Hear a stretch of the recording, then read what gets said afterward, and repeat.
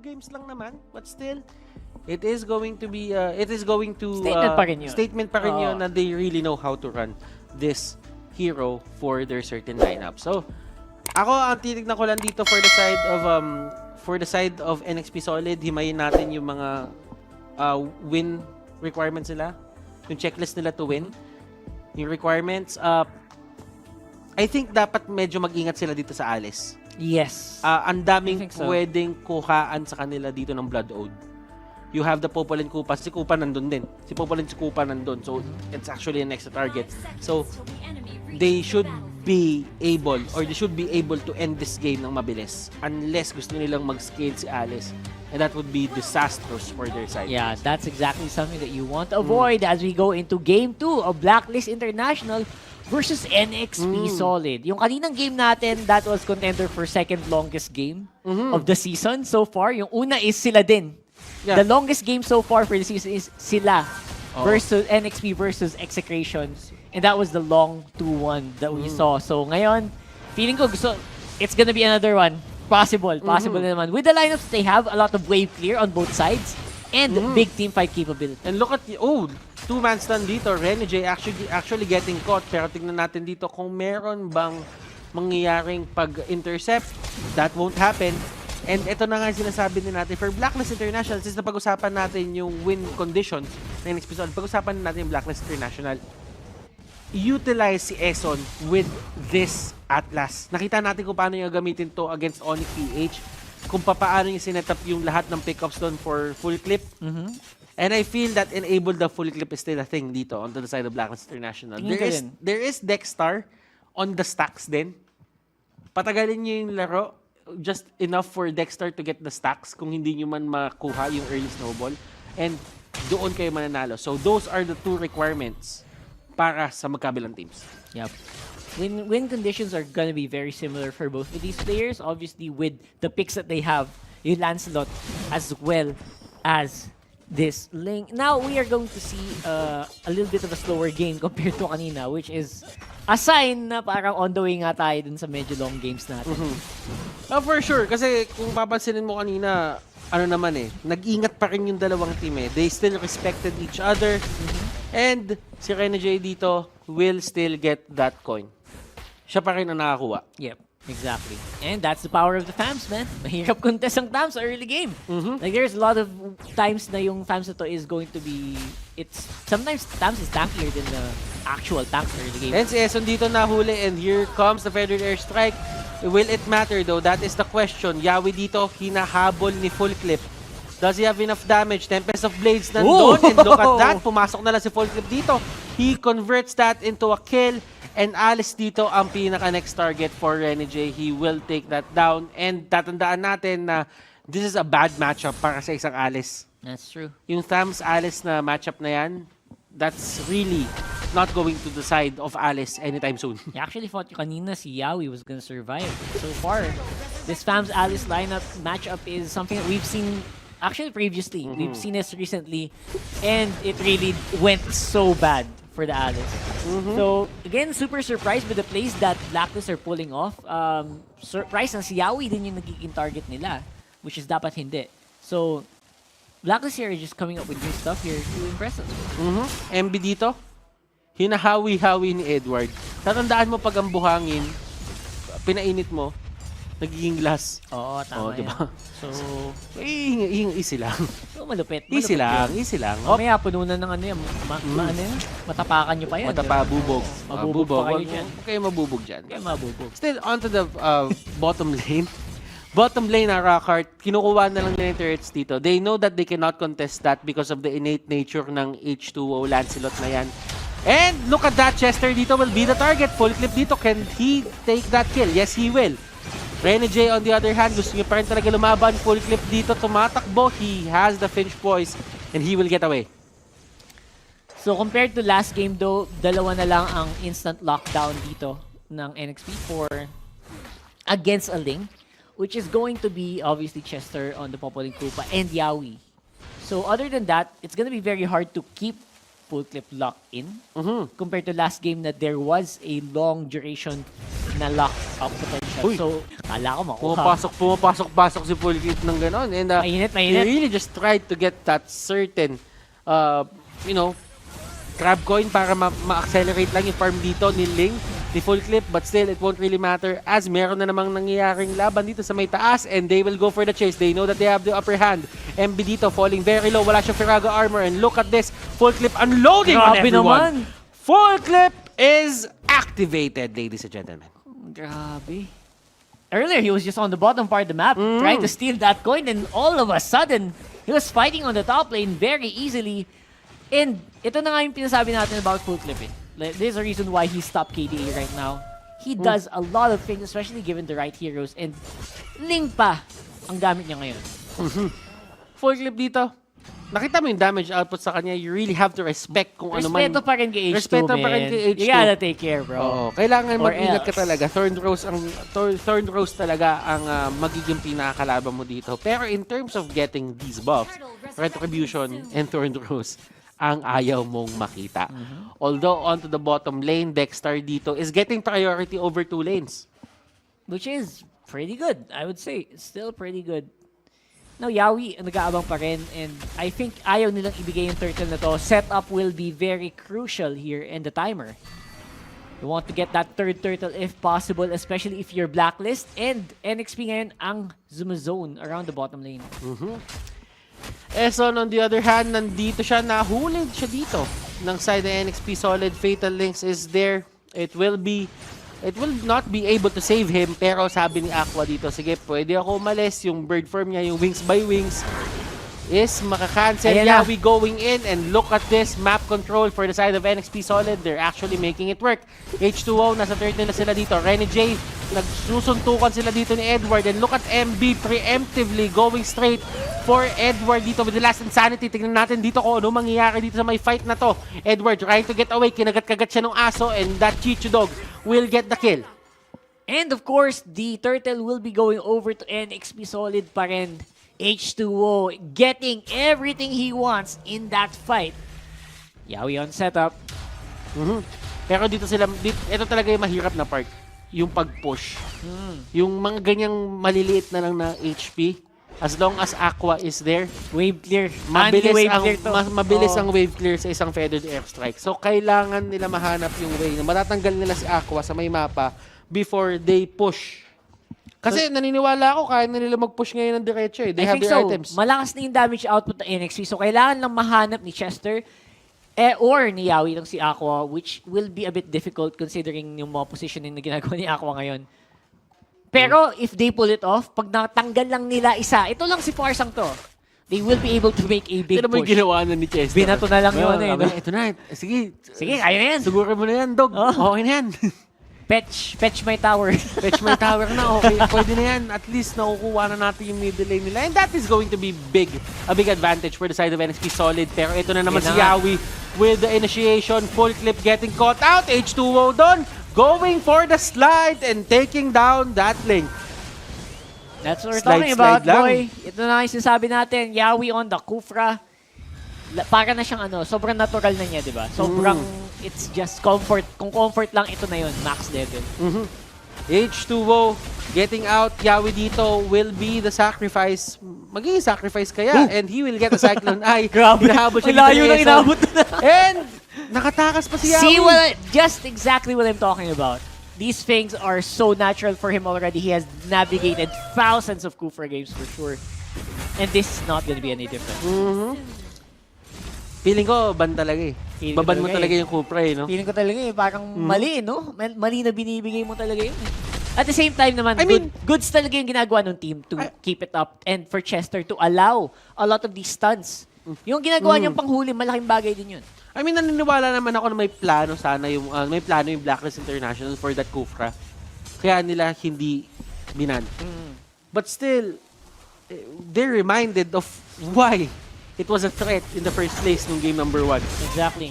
Ito yun eh. Di ba? Ito And yun. they get another kill on Eson. Eson dito, hindi na talaga siya na-activate. And the only thing that is saving Blacklist International dito from outright losing this game is that Farsa. Aqua is doing a great job. Hindi siya nagpapahuli basta-basta dito. Edward though, getting caught na naman on the top side. Plus, nabigay pa probably ng Lord. No one is here to contest. Napakalayo ni Full Clip dito sa Lord na to. I don't think that's gonna be anytime soon. And I guess ito yung gagawin mo. If you're Full Clip in this regard, if you're Blacklist, sabihin mo, mag-push ka na lang. Just keep the minion waves in control. Para at least mamaya, pag nasalo natin yung Lord, isang lane lang or dalawang lane lang ang kalaban natin. And we are actually, we could be proven wrong by NXPSolid dito. Kasi sinabi nga natin kanina na baka nga mag-2-1 to. But right now, 2-0 gusto nila, man. gusto ng NXPSolid 2-0. Oo. And beyond expectations, ang mga nangyayari dito, because we know that these are two very talented teams. Absolutely. I mean, they gotta come up with something and something fast here because Blacklist, medyo nahihirapan na sila to secure the waves. And even Aqua's wave clear and Dexstar is sobrang baba na din. Tinan mo yung aso. Lumaki yung aso habang hinahagat dito. Si Full Clip. But still, that is the Lord. Will it take down yung turret? Hindi naman kahit papano. Yawi is there waiting for the proper time. Nakita siya ng feathered airstrike. At tignan natin kung may aabot siya ng talon dito. He will actually stop it. Cancel niya dito yon. And Edward is the next target. Look at H2O. Napaluhod si Khalid dun sa may harap. Edward not really looking at what damage output H2O has. Ito yung isa sa mga pinaka-importanting part for the side of Blacklist International. Now, they are down. Pero hindi pa agad-agad makakapush dito yung NXPSolid. Because of the Farsa nga. Kasi kailangan talaga nila mahuli yung Farsa muna. Exactly. And it's gonna be very difficult. Pero, unti kakachi-kachi na lang natin yung tower, sabi ng NXP. I think that is gonna be the case here. Gusto sanang patagalin sana ng Blacklist to, pero ayaw na talaga ng NXP. They want to close this out. And they know, alam nila na kaya nila. Pinipressure nila dito yung mga wave. Kumbaga, ang mangyayari, gagamit si Farsa sa isang wave ng feathered airstrike. Si H2O, kamunti ka na mahuli doon. Full Clip dito, going for the chase. He will take down H2O. Is this the turnaround na hinahanap ng Blacklist International? Chester trying to get away, pero sabi ni Dexstar, ladies and gentlemen, ako na ang bahala dito. Feathered airstrike will connect on that Chester, Popol, and Koopa, and it will go down. Gillette instant replay, hashtag shave the day. What happened there, Rockard? Actually, kaya sana nilang consistent yung tuloy yung team fight na to. The problem was, H2 was already low nung pumasok siya. That's why napa-phantom execution siya palalbas. And after that, medyo kinulang na nabawas yung NXP. And because of that, they were able to concede. And Blacklist was able to defend that Lord. Sorry, that push on the bottom. So, aggression for aggression dito. And nakita mo naman si Edward, tinapon na lang yung kanyang ultimate to stop the aggression na pinapakita ng NXPSolid. Okay, at least gumagawa sila ng way dito para, alam mo yon, hindi sila mag-bleed out. Kumbaga, kailangan mo remedyoan yung mga bagay-bagay na or yung mga butas na binibigay sa iyo dito ng NXPSolid. Kasi yung Blacklist International ngayon, unti-unti na silang sinisira. Isipin na lang bahay sila. Unti-unti sinisira ng NXPSolid yung pundasyon. At kailangan nilang ayusin yon isa-isa. And this is the remedies na nakikita nila. And look at that fatal links. Feathered airstrike will connect. Damage won't be enough. Pero sabi ni Edward dito, the time is now. Ito na ang paglaban natin. Yawi dito will be the next target. Tignan natin kung ano mangyayari. He will go down as well. H2O, tina-target siya dito ni Full Clip. Sinasize up siya dito. Feathered airstrike will be there for a second time around. And sabi ni Full Clip, wag na natin i-go, nakuha na natin yung pakay natin. Yep. And todo bigay si Full Clip dito sa laban na to. Talagang siya yung nasa front all the time. And he's also getting a lot of the kills. So that's actually where you want to be. 7-1 on that link. So now it's going to be the waiting game. At habang tumatagal yung laban na to, mas pumapabor sa Blacklist. Their scaling, even on their mages, is going to be good. So, kailangan bantayan ng NXP itong si Aqua din and si Dexstar. Kasi Aqua's gonna go down, but Dexstar, as an alist, kita natin pag nakastacks ng Anli yan, hindi mo din kayang tiisin yung bawas niya mamaya. Ito na yung sinasabi natin. It's taking time for NXPSolid to finish this. There's a chance na yung alis dito yung talagang magkaroon ng isang malaking impact mamaya into this game. Pero andito na si Full Clip in the area. medyo natumba siya dito. Medyo nalaglag pa nga siya dito. Tempest of Blades, he will use it. Yawi dito, going for the bouncing ball. Naipit nila si Full Clip dito and look at that dodge. Nakaiwas siya dun sa may likod naman. There is a Renegade fight na nangyayari. This is a 4v1. Masasalba kaya siya dito ng mga teammates niya. Sabi ni Renegade, never say die. Laban na lang. Naka-vengeance naman eh. And that is a Thanos that bought a lot of time para sa ibang members ng NXP Solid. So far, they need to reset. Kailangan mag-reset nila and they need to wait for the Lord push happening down right now. Pero si Renegade and si H2O hindi pa available para lumaban. So feeling ko masasayang din yung Lord take. Pero the good thing about that is nakuha ng NXP Lord. Yun yung pinakamalaking bagay doon. Because if not, it's going to be a really strong. Alam mo yung pinagkaiba talaga ng game na to para sa akin, yung ano yung impact ni Renegade sa game. Yung first game medyo naging mahirap for the side of NXP Solid because Renegade was actually shut down for quite some time. Pero ngayon si Renegade nakikita mo na talagang enabled siya para mangharas at para maging frontline. Nakikita mo yung difference eh. For Blacklist International naman, they're doing the right place na nakakalabas na sila ngayon ng base nila. That is an improvement sa way of life nila dito sa mapa na to. But the thing is, itong mga pagiging aggressive na ganito yung paglabas-labas ng mapa, it could lead to pick-offs din kasi. So NXP Solid, they should be on the lookout para dun sa mga nagsosolo-solo. Katulad nung ginawa nila kanina kay Edward nung game number 1 na they utilize etong si H2O at si Renegade na magkasama sila lagi at sinusubukan nila i-pick off yung mga big targets dito sa may mapa. Yep. In first one, mas matindi kanina yan. Pero right now, it's gonna be another big one. Full clip here. Yawi gonna be the target for the rest of Blacklist International. They take 1 for none. And Oy, nahuli nila yung Farsa. Farsa. And nagawa ni Renegade yung trabaho niya, pero this is a 3v4. Ipipilit pa ba nila to? That is the question. Andyan din si Popol. So make this a 3.5b4. 3.5. Hindi kasi may aso eh. May aso eh. May bilang yun. Like ngayon, siya yung bumabawas, siya yung nasa harapan. Papabalikin muna yung Chester. Dexter in the middle of the fight. Again, once more ultimate activated. No need for the Winter Truncheon. MB goes down. And Dexter dito is the target for H2O. H2O dito na pinpoint niya na kung sino yung kailangan niya i-take down. And look at the HP My bar God. going up for Edward. Tutumba dito si H2O. And gumagawa na ng paraan yung Blacklist International. Yep. Slowly but surely climbing up the ranks ulit. And ito yung sinasabi natin, as the game progresses, so the scaling. And the gold is going now in favor of Blacklist kahit na medyo kulang sila ng inhibitor. Malaki ang kinlime na gold difference doon ng Blacklist. I'm a little surprised na they can still keep this going. Now, scaled up na ng maayos si Kuya Dexter din. He's doing a lot more in the team fights. Kaya napapatagal yung laban ngayon. And NXP Solid, they are starting to lose momentum. And nandito na si Full Clip din. Nakuha niya yung items niya, 913. Solid performance from both teams. Pero tignan natin kung aabot nga ba tayo ng pangatlong game. Blacklist International fans, lahat sila ngayon, pakakamdam ko, nagtatatalon talaga eh. Kasi nababaliktad na eh. Pero yung NXP Solid fans, they are, I think, alam mo yon, parang nagtitiwala pa rin sila na kaya pa kayo baliktad to. So, dyan lang kayo. And enjoy lang natin. It's not over. It's not over, kumbaga. It's not over. It's not over till it's over. 3K gold lead is something na hindi naman ganun ka laking bagay at 18 minutes into the game. Lord aakit na naman and I think this is going to be a better positioning here for Blacklist compared kanina na sila ay medyo umaagaw-agaw lang.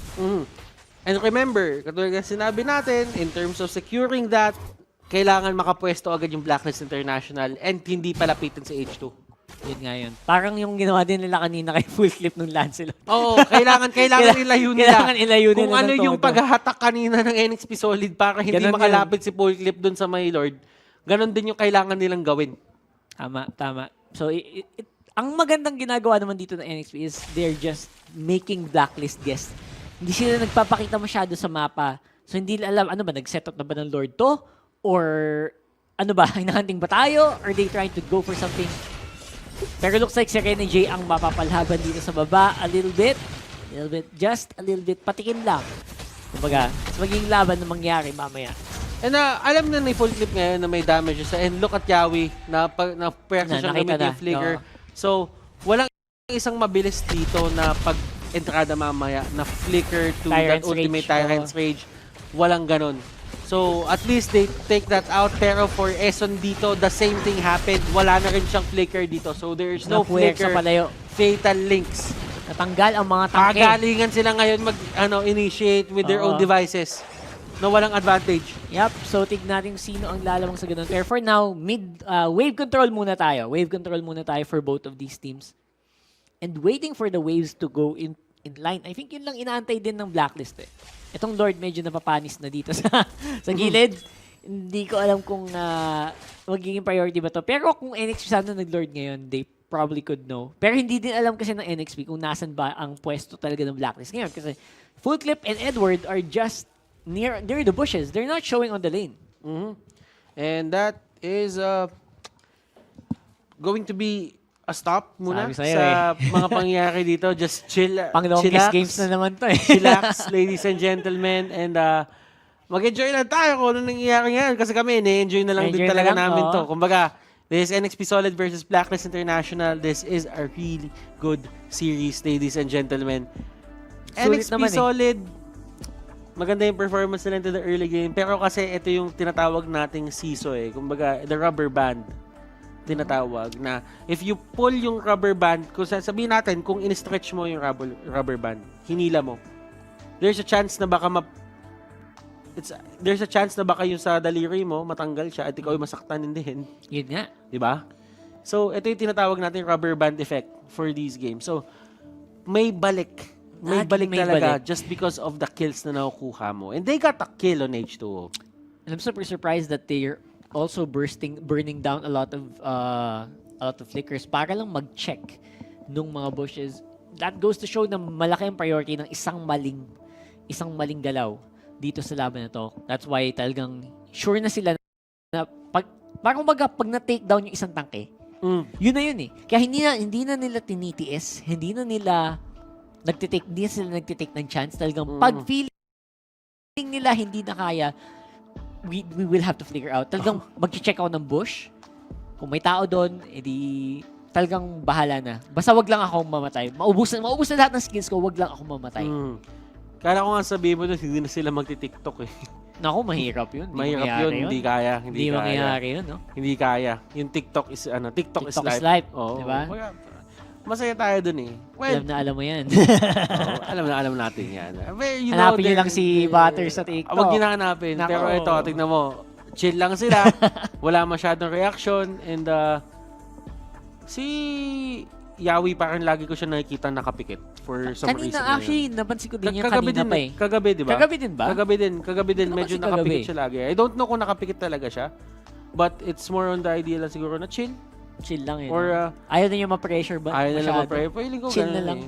Pero ito, tingnan mo, si Eson dito, gaya na gaya yung pwesto ni Eson lagi. Kung may napapansin tayo sa NXP, kulang na lang yung mga numero. Yan. Mga numerong dumadating. Eson, eh. Kumbaga nagka-calculate na. Sinasabi ni Eson, paano ko ba i-initiate ng maayos to? Feeling ko, kaya ko naman eh. Pero, sinisimulan na niya ang kalkulasyon. Sinisimulan na natin yung kalkulasyon. And we will head back into the game. Nag-ready na sila dito. Paano nga ba mako-conclude etong game number 2, not true. Malalaman na natin Feeling ko yan. ano na naman to. Malalaman na natin yan in to, just a bit. And we are heading into the 20-minute mark. Look at this. H2O na paalis. Fatal Links will connect. And that was the initiation na hinahanap nila. H2O falling very low. Dexter dito onto the backlines. Let's see kung ano pa mangyayari. Full clip. Mga kaibigan, tinutuhog-tuhog yung mga tao dito sa may likod. Full clip. Ayun na, nahuli nila. No, he won't. Yawi is still there. Edward here with a two-man setup. And my goodness, Blacklist International, they are back in it. They're back. Absolutely. One guy remaining dito. Si Chester na lang ang natitira. 30 seconds, 40 seconds sa death timer. Kaya ng pala ibang miyembro nila. Kaya pala nag-iisip na. Kaya pala may nakita ka ng mga number. Yung setup niya ni Yun Edward. na pala yung gagawin. Ni Eson. Yun na pala yung gagawin ni Eson. Sana may mag-edit. Feeling ko meron eh. Daddy Shark, ikaw na. Daddy Shark, right after the post, no? Oo. Putik yan, no? Wala. Nag-launch agad. Nag-launch agad. Kinalkulan niya yung distansya na gagawin ng flicker niya. And ladies and gentlemen, we are heading into game number 3. Nako po. Blacklist International wins game.